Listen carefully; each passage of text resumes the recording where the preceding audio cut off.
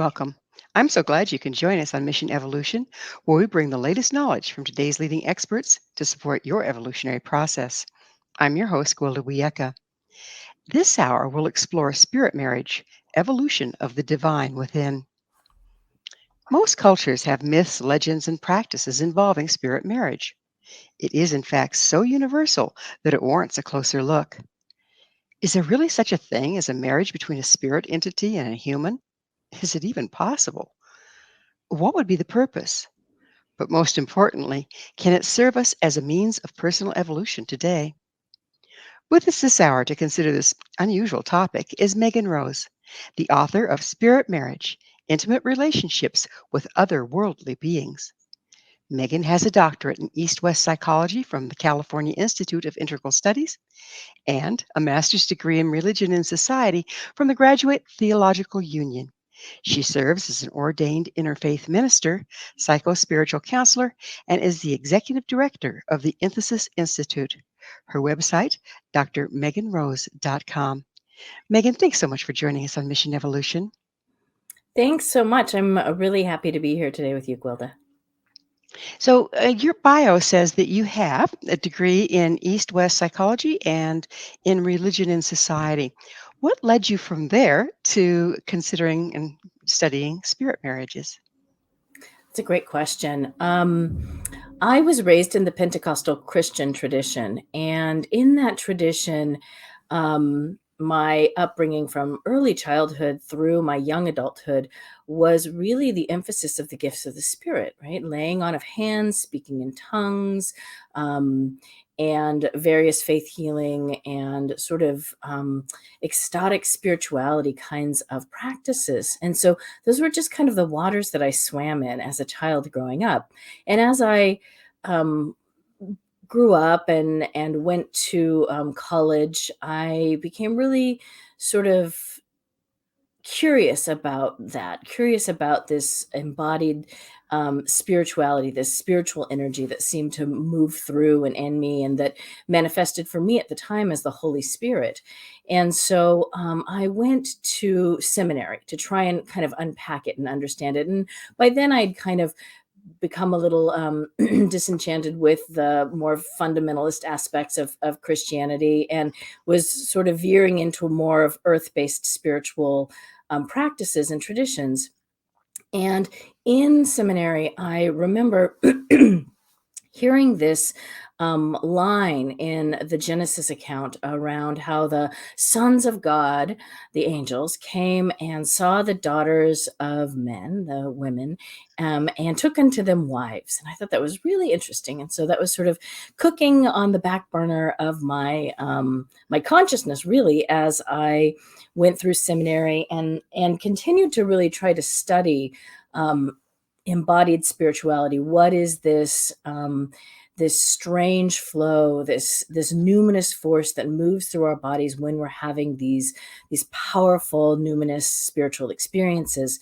And so I went on to study a variety of different healing modalities, from Chinit song to shiatsu to craniosacral therapy, and yoga. I mean, all of these different various forms that were not tied to any particular religious dogma, but that gave me an insight into what having extraordinary spiritual contact with and through the human body, that's the sort of intimacy part, was like. And when I was I had finished seminary, I'd done probably about 10 years of study in holistic healing arts, I began to have my own contact of this supernuminous, this extraordinary being that wanted to marry me. And being Well, yes.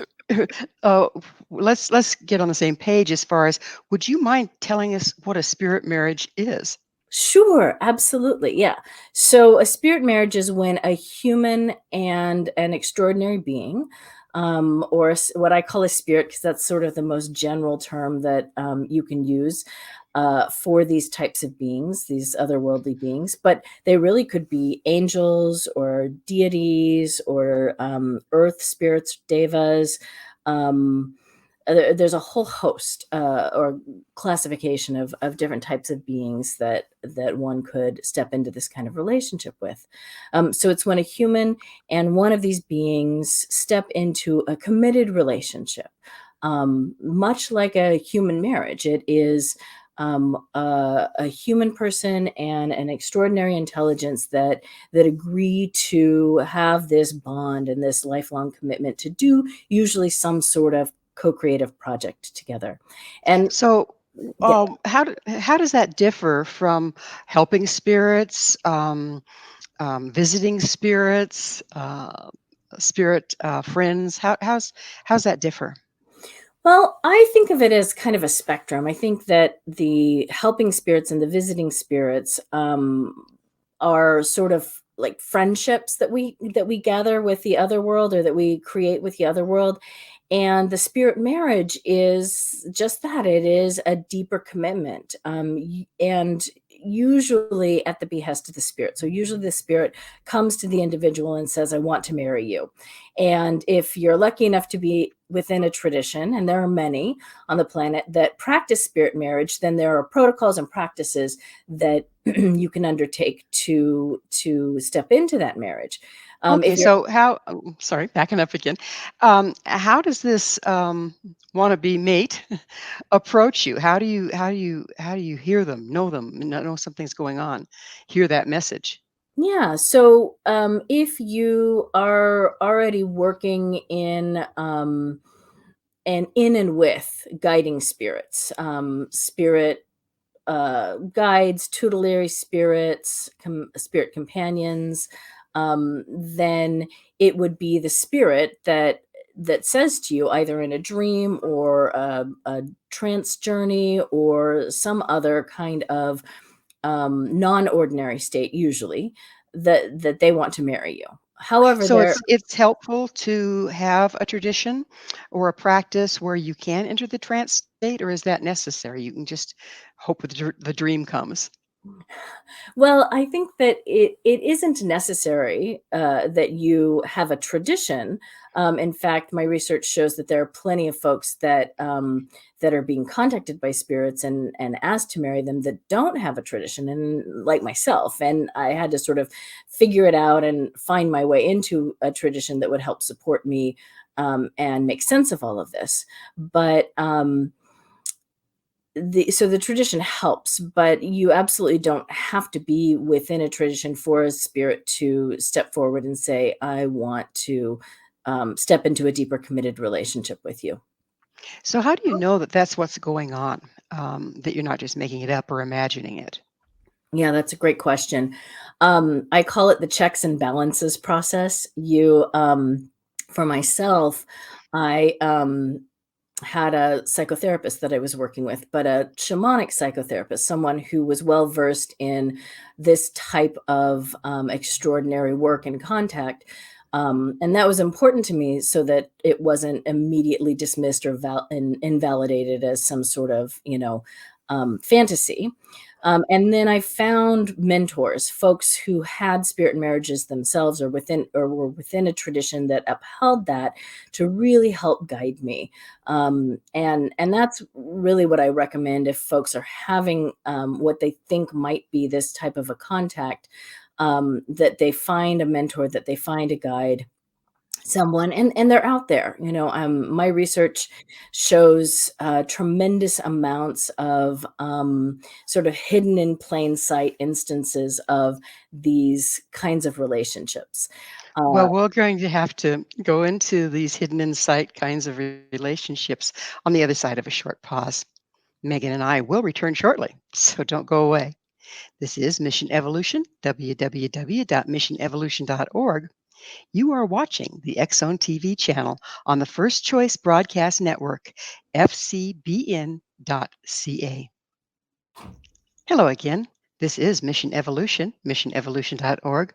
We're dedicated to unification and evolution of consciousness. With us this hour discussing spirit marriages is Megan Rose. Her website, drmeganrose.com.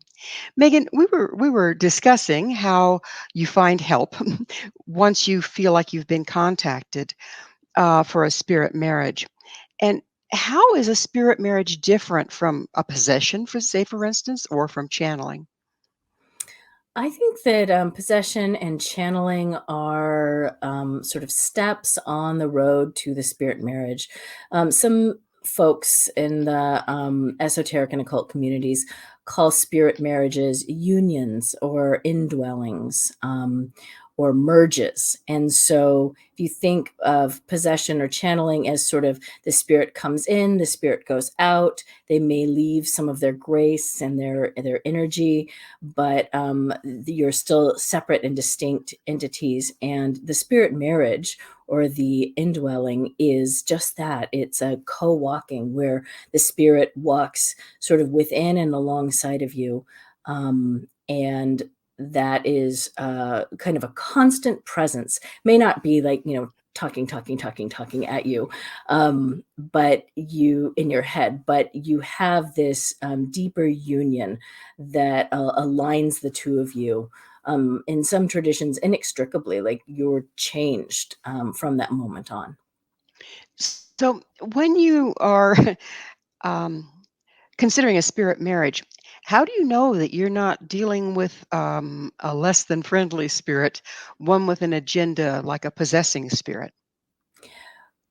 Well, I think that, I mean, first of all, possessory techniques and traditions are not necessarily with, we think of possession as something that is like jumping in and laying claim to you. And we would need to unpack the term possession a little bit more, because there is this idea that that the spirits can come out of you, that they're already sort of an innate part of your inner constellation of of being. And so the, in the Vodou tradition, there is this idea that they can come out of you. But to address the question of, how do we deal with spirits that are maybe we don't want in there or are not necessarily beneficial to us, it's the same tools and techniques that one would use in gridding and protecting and discerning any kind of spirit contact. The spirit marriage is sort of a later step after you've kind of dated around a little bit. You've gotten to know your spirit, you've spent some time with them. Maybe they've proposed marriage to you. The other option, or the other instance that happens, is sometimes the spirits will appear to your teacher or mentor or a spiritual advisor in your tradition or your community and tell that person that they want to marry you. And that's a very common practice in some of the African diaspora traditions. So it's not necessarily you that gets the message all the time. Sometimes somebody in your community will get that message, usually somebody that you know, love, and trust. And they will propose through that means. And so it's definitely a spirit that you've vetted and spent some time getting to know, or that someone has requested the marriage for So, you. is there such a thing as a divorce? I know of one instance where there was a spirit marriage practitioner who divorced her spirit spouse, and that was an interesting instance in that she didn't feel like she had much agency in the marriage originally. The spirit kind of came to her and said, "I want to marry you," and she was like, "Okay, we'll try this out." And it really wasn't working out. And so in that instance, she went to the spirit that was um, in jurisdiction over that particular spirit she was married to. So he sort of was like above, or had higher rank than the spirit that she was married to, and said, this isn't really working out, and I would like to divorce. And so that spirit presided over the divorce. So it can happen, although it really depends on the cosmological location of the spirit. There are some spirits that, when you go through the sometimes arduous process of the marriage, divorce isn't really an option after that, because you're intermingled and intertwined. And like I said, you've been changed in certain ways to accommodate the spirit's presence, that it doesn't really allow for disentangling. But that's not true for What every spirit. What about people that are already married or hope to have a human relationship? Are they diametrically opposed? No, not at all. In fact, most of my co-researchers, the folks that I interviewed about spirit marriage, had human relationships, partners, or were married, and it really helps if you're both in or at least understanding of the tradition and the practices. But they the spirit marriage, depending on the tradition that you're working in, you set aside anywhere from a night to a few nights a month to be with your spirit partner. And so it helps if your other partner, your human partner, can understand and share in that way. But it's much easier than if you were, say, in like a polyamorous relationship where you're physically separate from your spouse and with someone else. It doesn't seem to lead to the same kind of jealousy. However, I will say that there are some instances and some of the folks that I interviewed where the spirit that they were married to was, for all intents and purposes, monogamous with them, meaning that they didn't really have much time, space, or really interest in being with a human person. So it's there's a wide variety of ways that it can look like. So, what all traditions is this found in? As you're speaking, some things come to my mind, like the virgin birth, Mary, having Jesus as the Son of God, and then ending up married to Joseph. Um, and nuns call themselves the brides of Christ, and some witches have been referred to as the brides of Satan. Is all that part of it? Yes. So the usually here in the West, that's the first thing we think of is the examples of in the Catholic Church, right, where the nuns take vows of fidelity and wear a ring and for all intents and purposes are married to Jesus. And that certainly falls within this purview. And there are a variety of traditions that are actively practicing, and then there are historical um, instances of this, anthropologically and in history. But when I did my survey, it is transcultural. It shows up in the West African Dagara tradition from Burkina Faso. It shows up in, as I said, the African diaspora traditions of Vodou. It shows up, as you mentioned, in the witchcraft traditions where the witches would marry the horned god, not the Christian Satan, not what we would understand or what is commonly understood as Satan. This is much more of a an earth-based fecund nature spirit.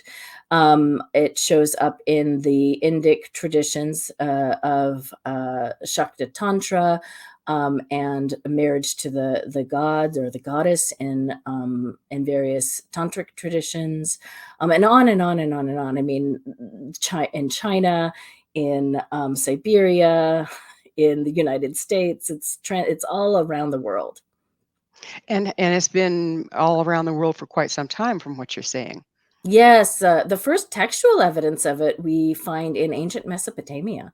So, Wow. Wow. yeah, so the priests and the priestesses of Ishtar were married to the goddess Ishtar, Mm. and that's the first textual record. But I think that Well, there's pretty we're go- strong we're evidence going that to have to we're going to have to pick up on the history of it on the other side of yet another break. Megan and I will return to our discussion shortly, so you stay right there. This is Mission Evolution, www.missionevolution.org. You are watching the X Zone TV channel on the First Choice Broadcast Network, fcbn.ca. Welcome back. This is Mission Evolution, missionevolution.org. Our guest this hour is Megan Rose. We're speaking about otherworldly beings. Her website, drmeganrose.com. Megan, we were talking about different traditions that this has shown up in, and apparently there's a plethora of them, and some that are active today. But I want to move on to you also refer to otherworldly beings. What all is included in that? Like, how about ETs, extraterrestrials? I think that although I didn't gather any research or data around folks who are married to ETs, that absolutely falls within this purview. We're talking about essentially beings that don't have a corporeal form, or had, because folks have reported being married to beloved dead or ancestors. They once had a form, but they're no longer in a physical body, or a Let human me. physical body. Mhm. I was going to say, is it possible or believed that they could have a body elsewhere? Yes. So, anecdotally, in my clients and folks that have come to work with me, I have met folks who are married to otherworldly consciousnesses that are on other planets and may have a different sort of physical form, and there's more of a kind of psychic or telepathic connection that forms between the two of them, and in some cases ends up in a more bonded relationship, what we would classify as a marriage. So, in those cases, how about the time frames, that sort of thing? Is there a distortion in how their time passes versus ours? I'm Historically, and certainly in the folklore, there is time distortion between our world and these other worlds, that shows up sort of transculturally across folkloric evidence. The idea of getting lost in the land of fairy, right, where a day to us is like 300 years to them, or something like that. And so there can be time distortions if we're working in a sort of altered or trance state. But, remember, we're doing things in their world, but they're also doing things in our world. So there is a kind of continuum between our dimension and whatever extraordinary or otherworldly dimensions that they're working in. So, at this point, I have to ask, are we speaking metaphorically here, like we're actually marrying our masculine and feminine internally, or are you speaking literally? No, no, these are literal traditions where humans marry a deity, a god, a goddess, a extraordinary being like a fairy or a earth spirit. Um, this is an animist practice, meaning that we look at the world around us not through this anthropocentric lens where humans are the center of everything, but we are a part, right? We're a part of Gaia. We're a part of the planet that is alive and conscious at very, very different layers, at many, many different layers of being, from like the tiniest atoms that we can't see with the naked eye to the largest oceanic forces, that are all live and have their own intelligence. It might not be the same as human intelligence, but it is an intelligence, an aliveness. So, what is the purpose of spirit marriage? What purpose does it serve ultimately? It can serve a lot of different purposes. In some communities that practice spirit marriage, you might step into a marriage to bring something to that community that nobody else can. Um, for example, the African Dagara tradition, Madrone, who I interviewed for my research, was asked to marry Tingan, who's a tree spirit, the masculine spirit of Earth, because the community needed to establish that shrine and that relationship, so that other things could be done within that cosmology, within that tradition.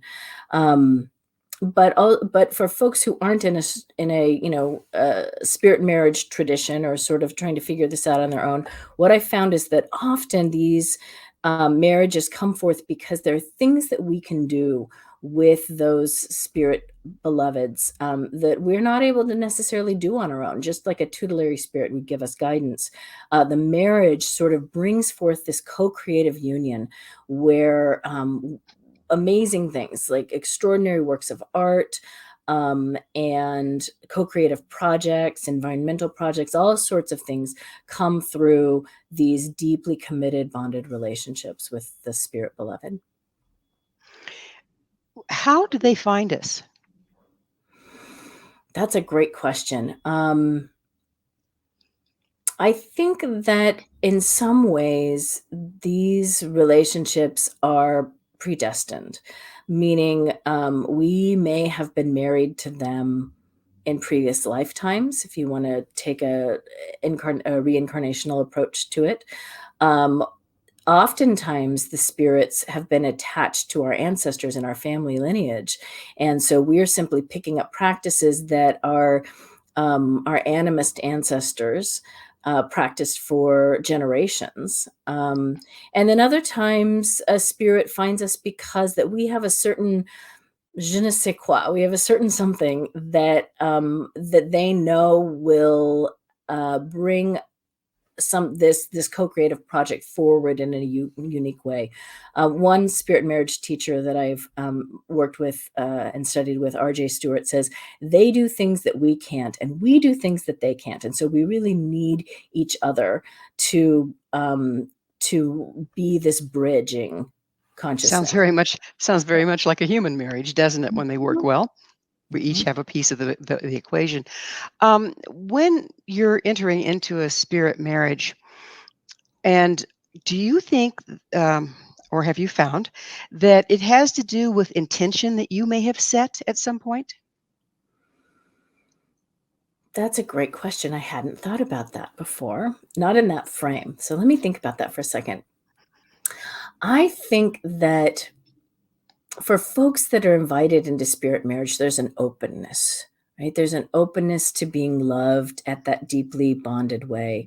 Um, and and if you want to frame that as an intention, certainly I think that now that spirit marriage is becoming more of a subject that is known and discussed publicly, because as I said earlier, it's been kind of hidden in plain sight for a lot of different reasons. But now that it's being discussed more openly, I think that folks can absolutely seek to enter into a deeply bonded relationship, if not with a what we would consider sort of an external spirit being, certainly with one's divine self, right? This idea that we all have this divine rarefied aspect of ourself that we can step into deep bonded union with. How much does our deep bonded union with ourself help serve as an asset or limit our ability to enter into a spirit marriage?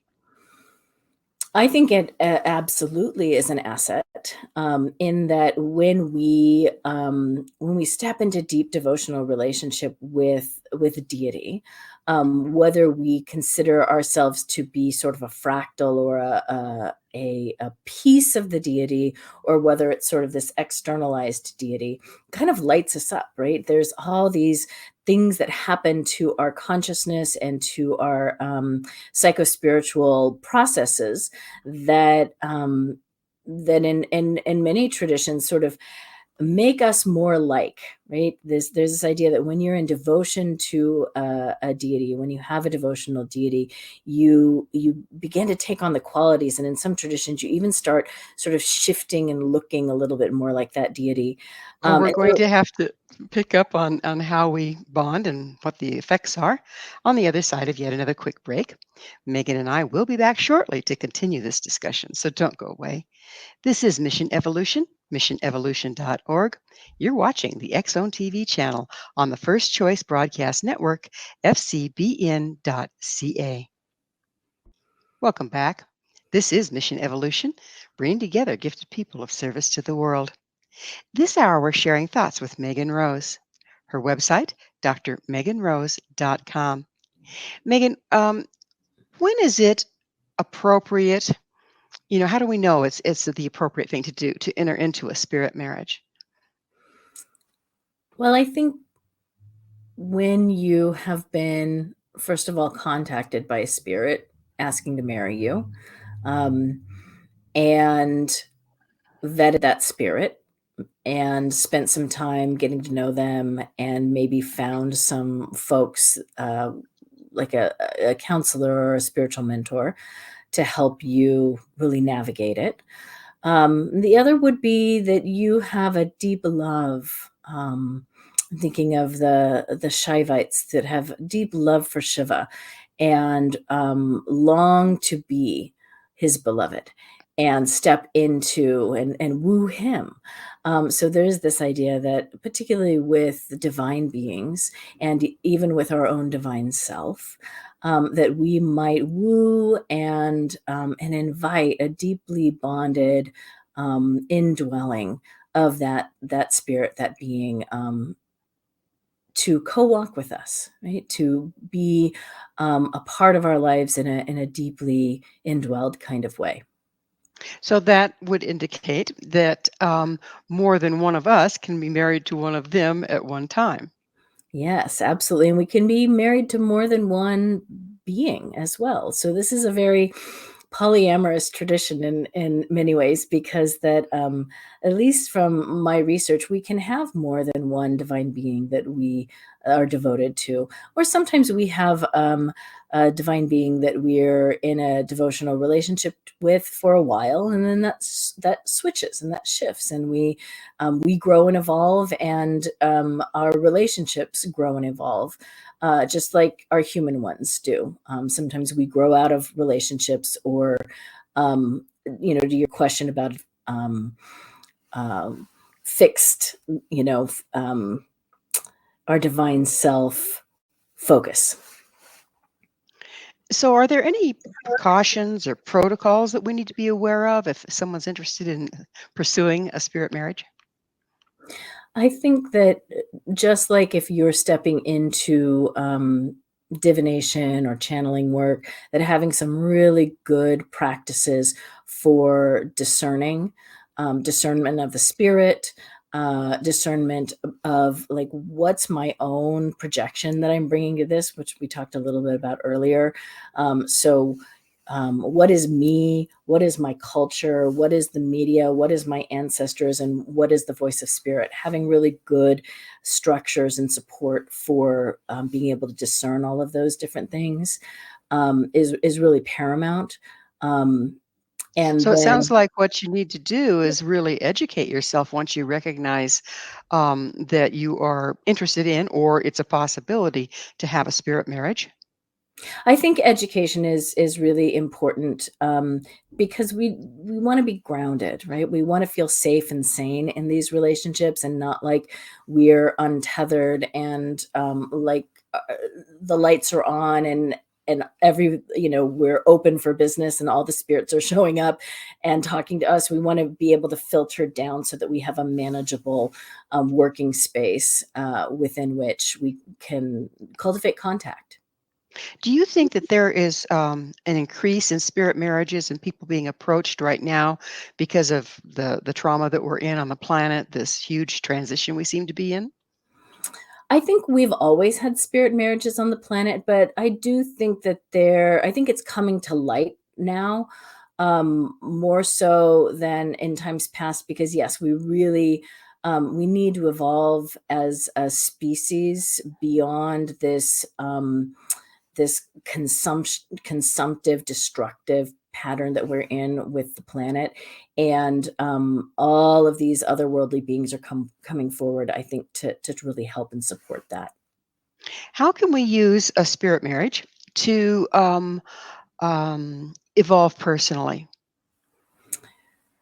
I think it goes back to the idea of the divine self, right? Whether or not a spirit is ringing our doorbell to marry us, we all have a divine self that's actionable, and we can all step into that question of, who and what is my divine self? What are they like? What's their flavor?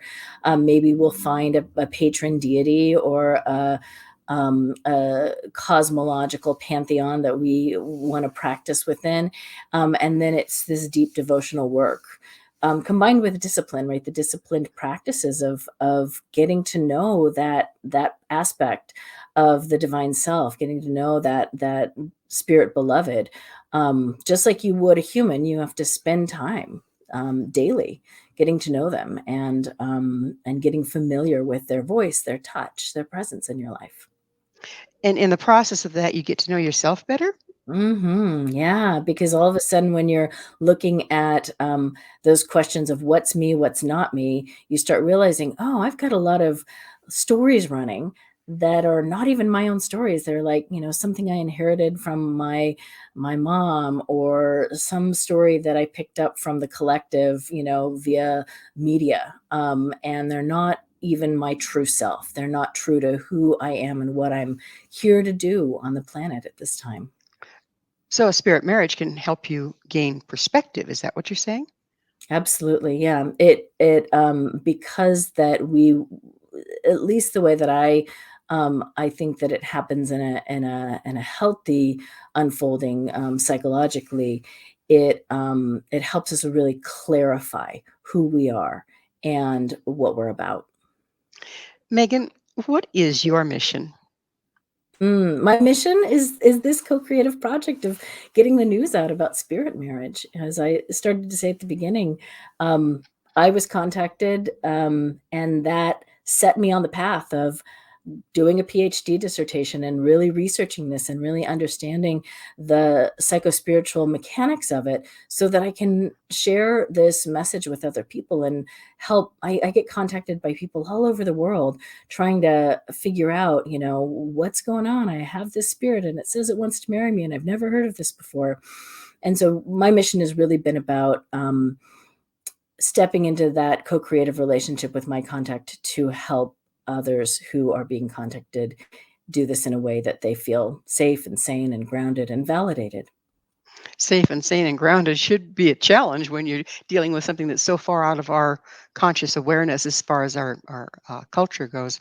We're just about out of time. Megan, what would you suggest a person do should they find themselves being approached? I think that the first thing is to really discern, and ask good questions of the spirit. And if you don't have a framework for that, to find the divinatory and the discernment system and tools to help you communicate in a way that you can get information just like you would get to know another human person if you were dating someone. You need the tools and the skills to really refine the relationship and become very clear about who and what you're um, being contacted by and why. What's their agenda? What's the Well, Megan, purpose? thank you so, so much for coming on the show. Unfortunately, we are out of time. This has been an unusual topic, and you've made it nice and clear. Thank you so much. Our guest this hour has been Megan Rose, the author of Spirit Marriage, Intimate Relationships with Otherworldly Beings, ordained interfaith minister and psychospiritual counselor. Her website, drmeganrose.com. This has been Mission Evolution with Gwilda Wiyaka. For more information or to enjoy past archived episodes, visit www.missionevolution.org. You are watching the X-Zone TV channel on the First Choice Broadcast Network, fcbn.ca. Please be sure to join us right here next time as this mission continues, bringing information, resources, and support to our rapidly evolving world.